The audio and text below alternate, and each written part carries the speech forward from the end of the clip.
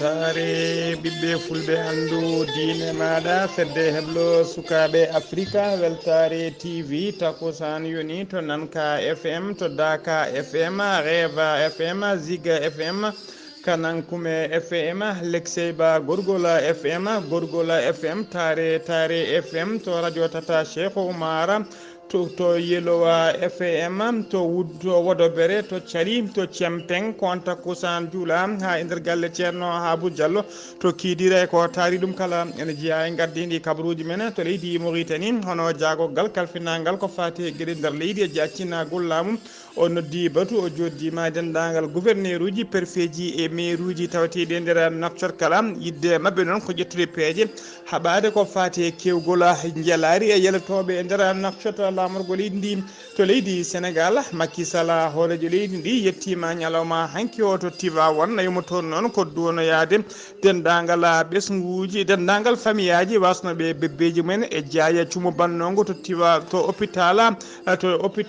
to Tivaouane to leydi Mali ma en kaali kewgol braquage uji woni janguji e dow laabi ha tengti route national numéro 6 taw ko taƴoɓe faddotoɓe kala saaha autoji transport to leydi Guinée équatorial fedde union africaine ɓe jooɗinoma oɗo saaha kala e batuji mabɓe ko aljuma hanki o ɓe uddi sommet o ha laaɓi e nder batu he noon ɓe mbawi rendinde 150 million taw ko halis dollar foof noon ko gam yidde haɓade caɗele afrique wondi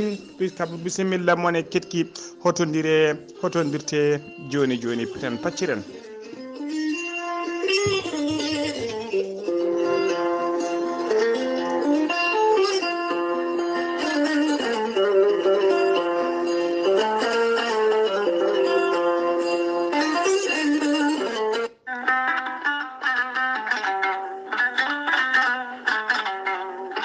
musidɓe tedduɓe funnangue hirnangue rewoy worgo sahale ɓaleri jam koye are meɗen jam garɗo e men woni gonel teya ko ha ko moƴƴi iwruken to korjinoro ari ko wallude en e safrude en ha moƴƴi kala yiito en hoore muɗuma an neɗɗo tuƴiɗo donkuɗo foccade koyɗe musoje koppi musoji ɓandu jaaɗoru ɓandu wuloru AVC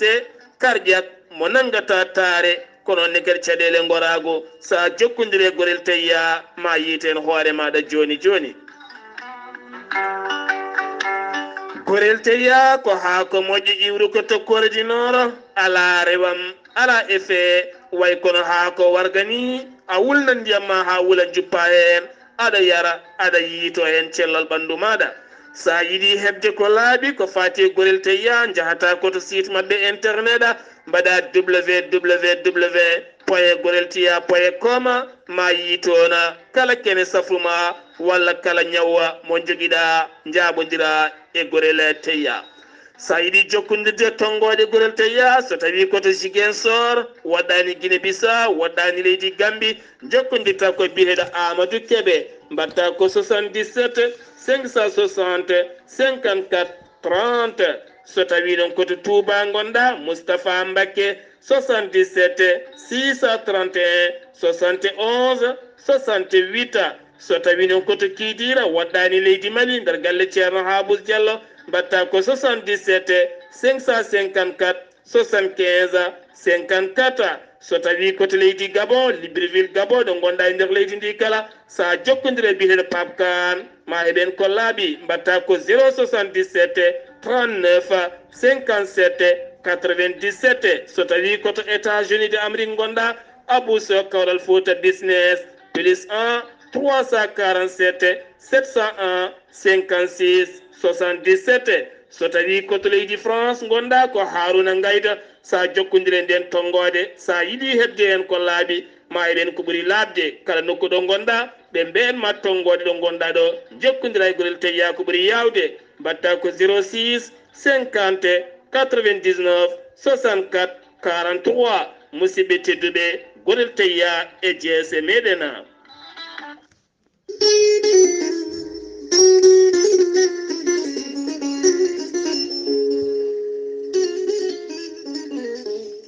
kala rafi mo Allah addi ene jogii kene safra ɗum kala rafi ene jogii caforo ɗum an ganduɗo e rafi ma donkude hebde hen safara ha no hannirta ni an dankuɗo famde ɓandu mum tinɗo musalla walla rafine somi e nder ɓandu mum waɗ feere jokkodira e ceerno Djiby Sy joni joni jiɗɗa hoorema ceerno Djiby Sy ko gandu bindi jaadinde ɓalawal e danawal kala laaɓaɗo leɗɗe safriyanke safruji fina tawa ceerno Djiby Sy ene safra rafiji kewɗi ɗi jiiɗa cirol ceerno Djiby Sy ene safra dendagal rafiji worɓe omo jogui leɗɗe so fewninima hen payande ɗiɗi ha payande tati dendagal to rafima yarata to banggue goragu ma yiito hoorema goragu ma arta ha e cagatagal ma ceerno Djiby Sy ne jogui leɗɗe fannuji tati hen fannu goto so tawi a ƴetti leɗɗe ɗe fodde 14 rafine yaltayma ha laaɓa fannu goɗɗo ko fodde 19 rafine yaltayma ha laaɓa fannu keso mo yiiti joni waddete koye gawri samme walla gawri ndemiri so tawi a hutorima ɗum fodde 100 rafine yaltayma ha laaɓa ceerno Djiby Sy ko labdo reedu malaɗo woni so yannama ka miskino safruma ha mbiya wen tawa hay mbuɗo a yoɓani so wona wonduɓe rafiji ɗiɗi mo seydineji mbahliti hoore mum walla jano barugal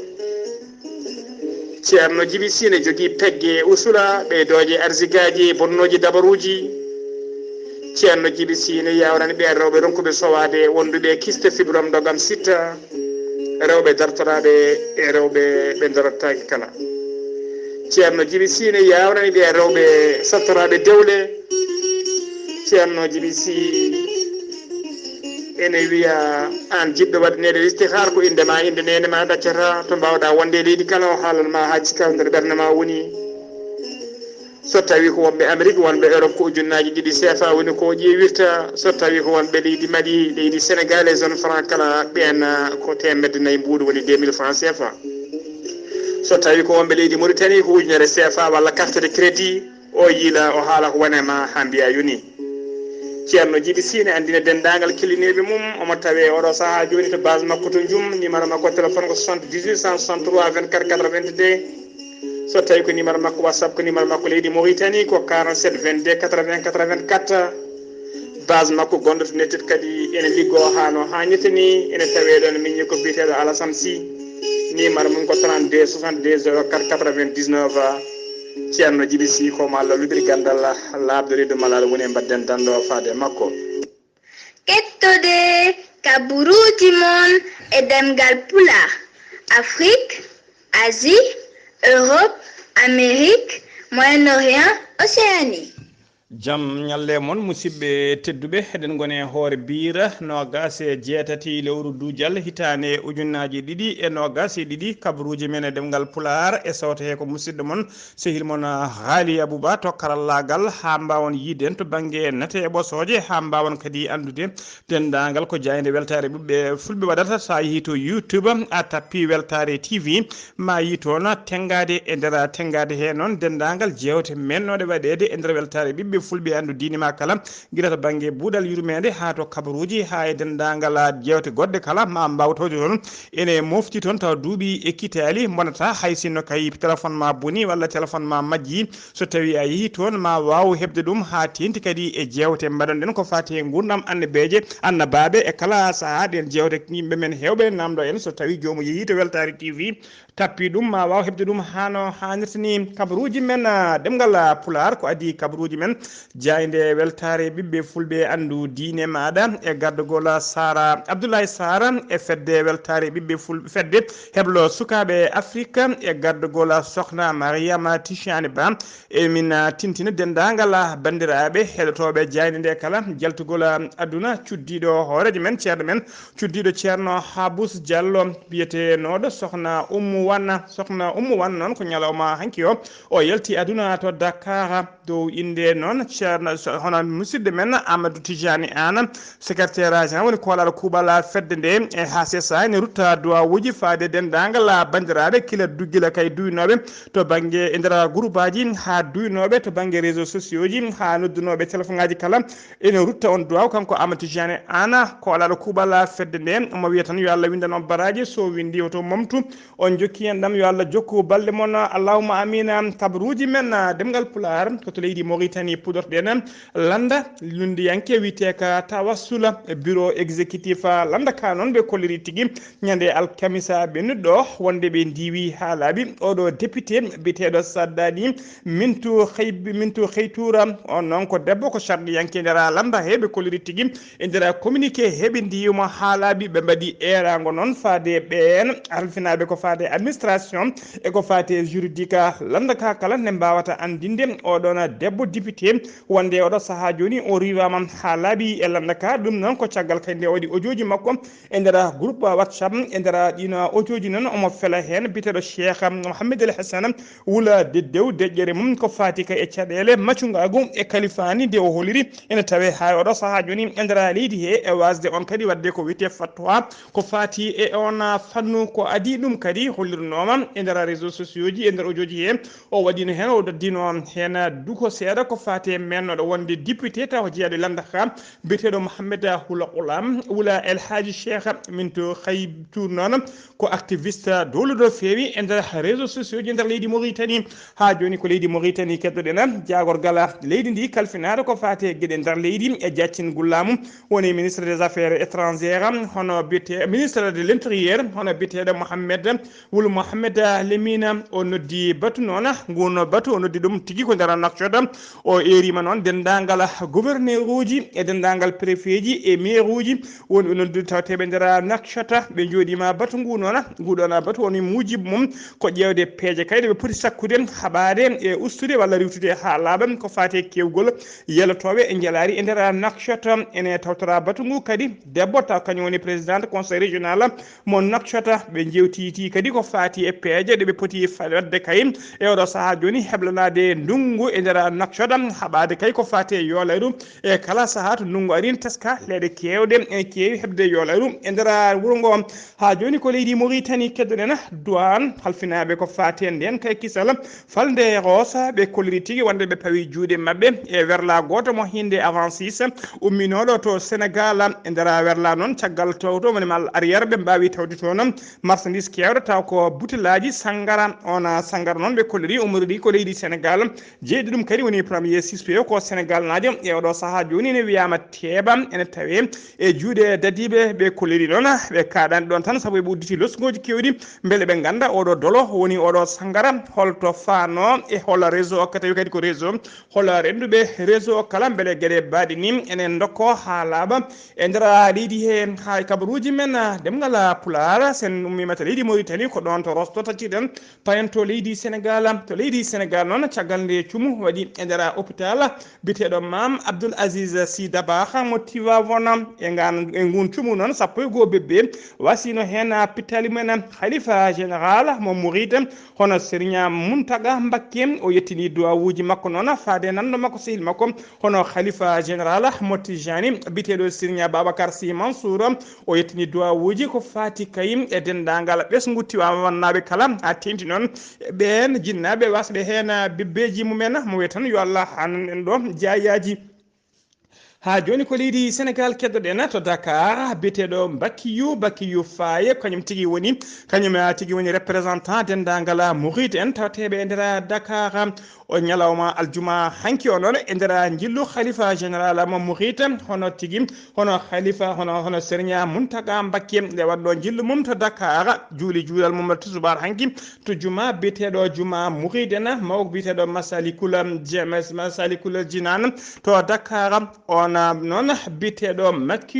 Bakiyu Faala o rokkiri toon adiya woni hadaye tekkuɗo no feewi on hadaye noon ene ƴeewi on hadaye noon ko wolisaji nayyi ha mbi dakka haalisa hen wolis kala ene waɗi temedde 250 millions taw ko franc CFA so ɗi ndenti kanƴe nayyi kala ene hawra 1 milliard woni milliard taw ko franc CFA ɗum noon ko adiya mabɓe faade e khalifa général de Mouride ko aljuma hanki noon o heeɓi oɗon adiya e saaha o arno julde juulal makko tisbara to oɗon jama kanko Makiyu Faye noon ko kanko woni mbiɗen ni représentant ɓena wiyeteɓe Mouriden kala tawteɓe e nder Dakar ko kanko kadi halfinano ko fate golle mahagol kaɗon jama wiyeteka Masalikul Jinani tawteka to Dakar ha joni kabaruuji men ɗemngal pulaar duttuɗen ha to Tivaouane Macky Sall horejo gendi Sénégal caggal kay nde heeɓi sunnare heeɓi tigui kabaru wonde kaya cumu bango e nder oɗon hôpital hono hôpital Mam Abdoul Aziz Sy Dabakh ha sappo e goho ɓiɓɓe wasino hen pittali men ko nden tigui o fellino dartinde jillu makko wonno caggal leydi artude e nder leydi he aljuma hanki o noon o yaɓi koyɗe makko o yi ha to Tivaouane o yeddima tigui e khalifa général des Mourides hono Serigne o joddima e khalifa général des Mourides o wawi joddade e muɗum o joddima e mum noon hono Serigne Babacar Sy Mansour o donima ɗum o donima kadi dendagal Tivaouane naɓe kala ko noon kadi o donima dendagal ɓen jinnaɓe wasɓe hen bebbeji mumen o holliri khalifa o noon wonde kay ɗo e lebbi seeɗa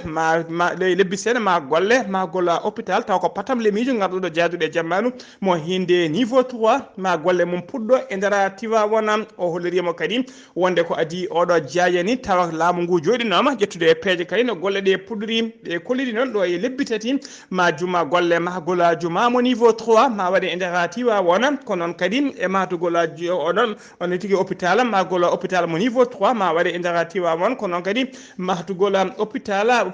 mo Danteka ɗum noon so ɗen golle gasiɓe ummono made hôpital taw ko hôpital garɗuɗo jaaduɗo e jammanu to Ndara o joddima kanko Macky Sall noon o joddima e jinnaɓe ɓen wasɓe sappo e goho ɓiɓɓe e nder nguɗon cumu o joddima e jinnaɓe mumen e nder galle ɗon to galle khalifa ɗo e nokku moɓe mbiyata maison de hôte woni tigui galle jippudu hoɓɓe o wawi joddade mabɓe noon o donima mabɓe noon o fecce mabɓe sunare gam yidde noon sembitindeɓe kala famille o rokki ɗum enveloppe aji ɗiɗi enveloppe famille kala heeɓi 2 millions francs million ngaji ɗiɗi franc CFA hen famille kala mbiɗen ko enveloppe aji ɗiɗi hen avion enveloppe kala waɗi million o rokki baba o million nene yummiraɗo kadi woni foof heeɓi million on paami kamɓe sappo e ɗiɗi famille moni kala heeɓi tigui gorko heeɓi million debbo kadi heeɓi million ɗum noon ko yidde sembitindeɓe andinde kadi wonde sunare laamu ngu e faade mabɓe e wideɓe kadi yo Allah hannanen ɗo musibbaji ha joni kabaruuji men ɗemngal pulaar kabaruuji men ɗemngal pulaar to Dakar bateau taw ko bateau mawɗo no feewi ko bateau biteɗo bateau hôpital global merci Philippe on noon o kosti to kaggul ade to Dakar aljuma hanki o e nder oɗon bateau noon ɓe cellani hewɓe ma mbaw arde safrade hen e fotɓe waɗede opération kadi ma opéri hen taw ko Allah ɓoola woni hay mbuɗu yoɓetake bateau noon mbiɗen ko molanteɗo Allah e mawnugol saabu bateau hollirama ko sappo e ɗiɗi étage ko ɗum woni bateau o sappo e ɗiɗi étage kanko bateau o noon e ko wawi jaɓɓade ha temedde jeegom neɗɗo ɓe cellani fotɓe safrede ha joni kabaruuji men ɗemngal pulaar jen ha to ɗeyba Ndiassen noon commune mo ɗeyba Ndiassen mbaali ko jamma ɓeɗɗo o ko jamma cofele kalmam caggal kayde toɓoji kewɗi ndiyam caami toon ha ɗum saabima yolayru yoga e galleji yoga e beddaji oɗo saaha joni tawe yolayru mawdu no feewi nduna yolayru noon taraki jumaji taraki kadi woppaniji bamule wuuro ngo oɗo saaha tawe ndira ndiyam kewɗam no feewi subaka law hande noon tawa maire commune mo ɗeyba Ndiassen waɗi erago mum faade laamu ngu nde wawa tigui fabade ɗeyba Ndiassen ko ɓuuri yawde e yeccade hono préfet diwan o wondude e laamu halfinaɓe diwan o kala kañumen kala mbawi yettade to ɗeyba Ndiassen wawde kay yimɓelen jiiɗa guite mumen e oɗo saaha joni ko fate bonande nde nduɗon yolayru to tolni eɗen mbiya tan yo Allah rokku hen ndungu taw ko toɓo taw kadi ko ndiyam belɗam ɗam lollata allahumma amina ha joni ko leydi Sénégal keddoɗen ene teska noon ko fate doggol wargoji ne jokki ha joni e nder leydi Sénégal wargo sakkitigo haalago e nder jaydeli ko wargo to wuuro witego Dara Jolof noon ko jooma charrette goto kañum tigui yooɓi fittandu élève goto jaro duuɓi sappo jarannoɗe duuɓi sappo e jeeɗiɗi joom charrette o noon golloto goto koto jeere mawde witene jeerende daram o heeɓi o habno noon o dugdino koye élève o guila ñande no gas e joyi lewru ndu ɗo ma gonɗon ɗum e saaha kaye no cortège biteɗo trophy tour waɗanno ɗo on cortège noon nde wirtuno sara mairie wuuro ngo ko ɗon tigui ɗum wonno ko ñande alarba no gas e joyi lewru duujal sanga 20 heures ko ɗon o dugdi oɗon suka élève mo duuɓi sappo e jeeɗiɗi o dufti ɓoldu makko o fi ona ɓoldu musnu no feewi o fi ɗum widuru e dande ko ɗon on faɗɗi guila nden noon on ko nawanoɗo e nder hôpital uji caggal ɗum waɗa tigui waɗa tigui caggal ɗum tigui ɓenni naata hôpital e nder Dakar ko aljuma hanki o on yalti aduna barɗo hoore o noon e oɗo saaha joni tawi juuɗe gendarmerie élève o noon hollirama tigui omo wiyeteno dam dawo waɗanno ko classe terminal woni tigui hitande hikka nde fonna wadde bakkawguel makko baccalauréat kabaruuji men ɗemngal pulaar ha joni to leydi Sénégal jeena ha to Ziguinchor jabbuɗen musidɗo men sehil men Amadou Isaka Kébé jaam ñalle maɗa. aleyka salam wa rahmatullahi taala wa barakatuh. Ghalii Abuu Bah Weltaare TV kabaruuji garanɗen ɗo e nder Ziguinchor. ina wayno hanki toɓo tukkanma tan ko gila 19 heures ha heɓanma 23 heures toɓo ngonde pari. ina wayno 11 heures jamma marché tillen sumi parasuji ɗiɗi bannoɗi marchandise kewɗo hen place goto yeet ko ñaaƴi e ko fewte batte rewɓe o sumrama 7 millions won wiɓe ɓuuri ɗon o wi kanko ko heccanke tan o sumoyino o addi. ina wayno yaade menali baali tatalargui ma kadi place goɗɗon wonno ɗon on ko place tayoroɓe machine ngaji ma woni jeeɗi ko machine ngaji ɓurɗi serde on e sumrama ma won hedde 10 millions e bagasuji janen e fof ina wayno sumi ha laaɓi. kono noon ɓuuri yakorede waɗede kossa nde ɓe gari ɓe mbi ko coura circuit waɗata noon kadi ɓe jogui ko compteur goto. ina wayno ko tayoro o joguino compteur o totti oɗo jeeyowo ñaaƴe e ko fewte muɗum. ɗum noon sorle ko ɓooyi haalde wiide goto fof yo jogo compteur mum hono ɗum ɗo woni so tawi cumo ari taw ko place goto sumata. forum national ɓe jooɗima jonde mabɓe 14 ɓiire ɗo e nder artisanal Ziguinchor kamɓe e artiste aji e waɗoɓe gueɗe kewɗe e dennagal waɗoɓe mbaylandi. ɗum noon ɓe mbi kamɓene gila kiris o naati ɗo henno ko wayno coronavirus fewde joni ina wayno golle mabɓe kamɓene dogani koko boni. kiris Casamance ina wayno Caritas kañumne nani gardugol Abdoul Salam Ba ha feere kayitaji sukaɓe judduji ina wayno hewɓe ene jangga école taw ngala kayitaji ɓe jillima e nder école aji nder Ziguinchor pour goto foof mo ala kayit ɓe mbawa fewnande ɗum kayit. ɗum noon koye ballal Caritas Ziguinchor. eɗen gandi FSD paterel ina wayno kamɓene dey ɓe pormi 12 suka holɗum wonnoɓe e leydi he jogornoɓe yinnode ɗannade e ɗanninoɓe garti ina wayno ngala golle ɓe mbaɗaniɓe ballal haɓe mbawi hebde permis mabɓe ko fewte motoji biyeteɗi Jakarta ɓe codaniɓe noon nde wayno 12 moto kono ɓe jaltini 7 millions ɓe tutti fodde 12 suka gorko yo waw jogitade ko heddi kone so yi ha ɓen mbawi woɗɓe ɓe dañama kamen ne mbawi golle ɗe nde puɗɗa wallede nde wonno ɗum ɗo fof ɓe mbi ko ballal pour hangade sukaɓe ɓe wasa ɗannade e wasde rewde e maaje rewde e jeeri pour ɓe mbawa hadde e leydi ndi. Weltaare TV musidɗo moon Ahmad Isaka Kébé gorko mo mboto jokkodirde radio jokkodirde Zig FM e ballal Weltaare TV sukaɓe Afrique yallah ken wadde jam. Allahumma amina seydi Kébé eɗen mbiya tan dendagal bandiraɓe yo battu hakkillaji mumen e saaha toɓoji so tawi kay toɓoji ɗi kewɗi ndiyam sene yaadi e guiƴali e majje mawɗe no fewi ne yimɓeɓe mbawata rentade so tawi ni ne mbawi kuppa couraji ɗi saabu eɗen gandi installation ngaji kewɗi wona moƴƴi no fewi kabaruuji men ɗemgal pulaar sen ɗum mima to Ziguinchor koto leydi Mali paaɗen to leydi Mali noon en teska tigui kewgol ko fate braquage uji woni ɓen taƴoɓe faddotoɓe warlaji e lawol ha tengti tengti noon e dow lawol hakkude Bamako e Sévaré walla mbiyen e dow route nationale numéro 6 ñande jamma aljuma nogas lewru duujal gonɗen ndu sanga 23h woni 11h jamma ko bandiji joguitiɓe ha teddi paddi autoji e dow lawol route national numéro 6 ɗum noon tawtegol e nder hakkude e nder fande Ségou walla taw waɗɗani wuuro witego Bala ɓe jani noon e bisuji kewɗi no fewi umminoɗi to Bamako ko ɓuuri hewde ɗin passager ji noon jonnoɗe ɗin bisuji ko rewɓe e sukaɓe wondude e ɓen commerçant ji e julaɓe taw ko nawannoɓe dabeje walla addunoɓe dabeje mumen gam yidde yeyoyde ɗum to Bamako lamol go leydi ndi bisuji tati mbiɗen e camion goto janama hen bisuji ɗiɗi ko société Touré ko compagnie Touré transport hen goto ko compagnie biteɗo Samande transport wondude e camion dimdunoɗo dabeje kewɗe panode to foire mo douenza ɓe kepti noon dendagal ngaluji haalisaji cuɗari wondude e téléphone aji e ordinateur uji e gueɗe padde fayde kala ɗe juɓen taw ko passager ji joguino foof ɓe kepti ɗum ha laaɓi ha joni ko leydi Mali keddoɗen jeen ha to Bandiagara Dirpa mo leydi Mali hono colonel Souleymani Dembélé ñande nogas nayi lewru mai gonɗen ndu o waɗi communiqué makko ko fati opération mo fama wone wadde oɗo saaha joni e nder falde Bandiagara taw ko haɓade e habtade ɓen wiyeteɓe terroriste en woni pelle cebbitiɗe tawateɓe nder nden falde ɓe kolliri o holliri noon wonde ɓe mbawi yobade pittali fodde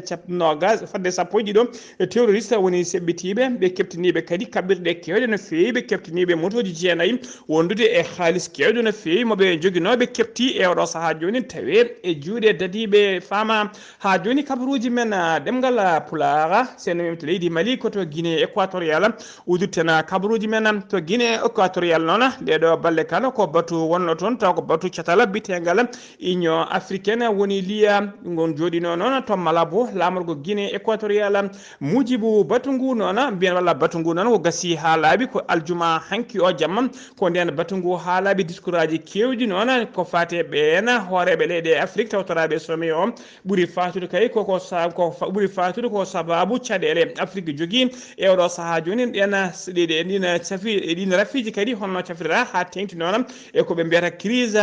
humanitaire tawi saabi ɗin crise aji humanitaire ko kareli woni ko wiyete conflit armé wondude terrorisme tawateɗi e oɗo saaha joni e nder dongre Afrique gam safrude noon ƴettude peeje gam yidde safrude on rafi ɓe noddino wadde eɗago noon eɓe cohluno fodde sappo ina milliard taw ko haalisa dollar e nder jonde he noon joɗinde nder sommet o ɓe mbawi rendinde 150 million taw ko haalisa dollar ɗen haalis noon ko yidde wallude ɓen doga moltuyen guila wiyeteɓe réfugié ha déplacé kala yidde wallude ɗumen mbiɗen nder batu heɓe mbawi rendinde 150 million taw ko haalis dollar e nder 150 million noon siftindo en hen million taw ko dollar ko leydi Mauritanie laamu leydi Mauritanie kañuma rendini kañum woni ko yaltinɗuma musidɓe tedduɓe gasi ha laaɓi ceer ko ɗum ɗo wonno tonguji en kabaruji men e ɗemgal pulaar e sowto he ko musidɗo moon sehil moon Ghalii Abuu Bah to Ziguinchor musidɗo men sehil men Amadou Isaka Kebe so tawi noon koto banggue karallagal ha mbawon yiide en to banggue nate ɓosoje ko muñumen sehil men